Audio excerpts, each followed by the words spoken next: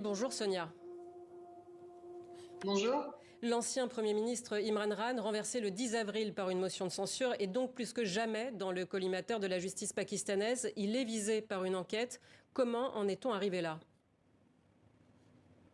Bien, en effet, la police a annoncé ce week-end ouvrir une enquête contre Imran Khan qui a, selon les autorités, violé la loi antiterroriste. Ce qui lui est reproché, c'est d'avoir, lors d'un discours samedi, au cœur d'un rassemblement, accusé le chef de la police d'Islamabad et une juge d'avoir maltraité et détenu le secrétaire général de son parti.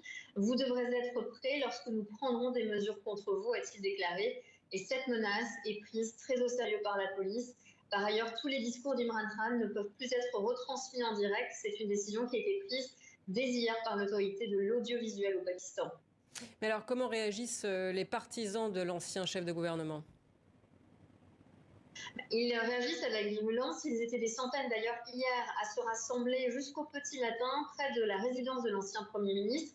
Sa résidence se situe dans un quartier résidentiel assez huppé, assez isolé d'Islamabad, et on a pu voir des partisans d'Imran Khan perchés sur des voitures, brandissant des drapeaux de son parti, le Pakistan Tehreek Insaf, le mouvement du Pakistan pour la justice. Parmi ces partisans, il y avait de nombreuses familles, des groupes de jeunes femmes au milieu de la nuit, alors que cette zone est très isolée. Ces partisans affichaient leur soutien à leur chef politique. Ils formaient comme un bouclier pour empêcher toute éventuelle intervention des forces de l'ordre au domicile de l'ancien Premier ministre. Et ils ont prévenu qu'ils prendront la capitale, Islamabad, si celui-ci était arrêté.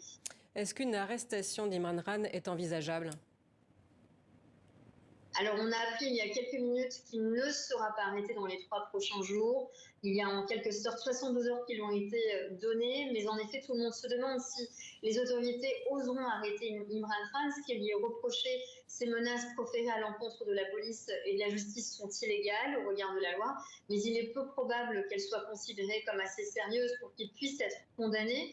Mais le contexte est très tendu. Il y a un bras de fer qui s'est engagé entre le PTI, le parti d'Imran Khan, et le parti au pouvoir depuis quelques mois. Cette crise politique ne fait que s'intensifier depuis qu'Imran Khan a été renversé par une motion de censure le 10 avril dernier, alors qu'il était au pouvoir depuis 3 ans et demi seulement. Il multiplie depuis les rallyes politiques à travers le pays, les rassemblements contre le gouvernement. Et ce qu'il faut souligner également, c'est que l'ancien Premier ministre bénéficie d'un soutien populaire qui est indéniable. Pour preuve, son parti a remporté encore récemment des élections provinciales et des élections fédérales dans des bastions des partis politiques concurrents comme le PMLN qui est au pouvoir depuis son élection. Merci Sonia pour toutes ces précisions.